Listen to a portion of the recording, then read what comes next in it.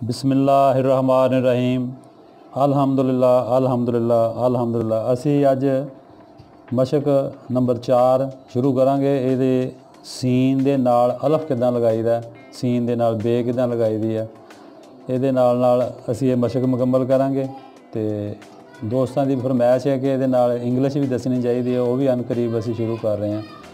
वह भी इंशाअल्लाह अच्छा रिजल्ट आएगा। कोशिश करांगे अच्छे तरीके नाल समझाउण दी। अल्हम्दुलिल्लाह। साडी अज मशक है जी, मशक नंबर 33। सबक है सीन जीम सज।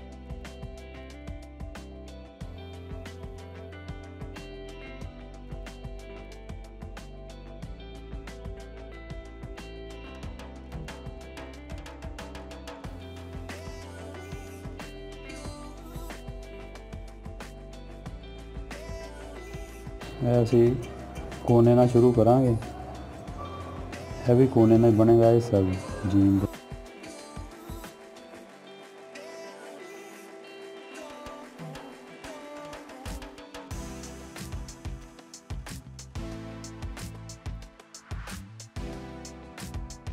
जीम वो ही है जी अगे असी लिखी है, सीन ही ये नाल लाउणी।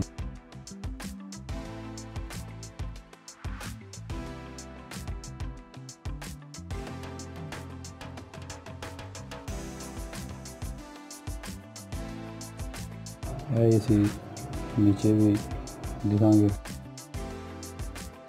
ज़्यादा तो ज़्यादा जो ना जी सफ़ा लिखा जाए।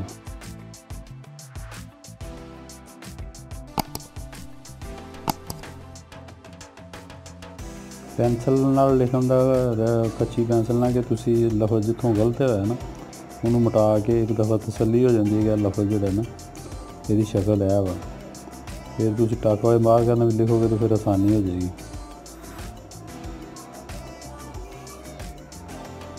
अज जोड़ा असी हम सज लिखा ये नाल ही लफज एक होर लिखांगे सद।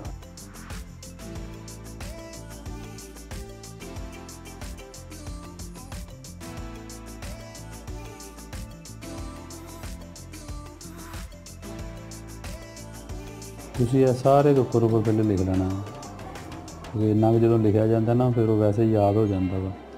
शक्ल जी वो ना शनाख्त हो जाती है कि इदां की शक्ल बनती है।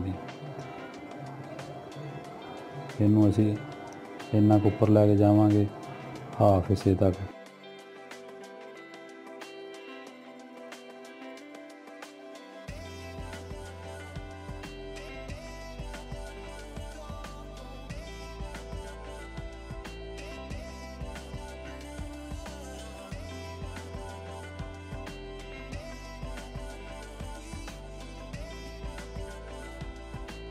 असी मशक जी की है वो चीज़ है कि बराबर रहना चाहिए। इनू जो असी इनू बंदे बना के उपर जाना वा, यदा जो हाफ हिस्सा वा हाफ हिस्से चो इतों बाहर कढ़ना वा असी, फिर ये बननी है। जो लफज नाल जुड़ जाती फिर वो दाल की शक्ल तैयार कर देंगी। ये सी साडी अज की मशक पेंसिल नाल।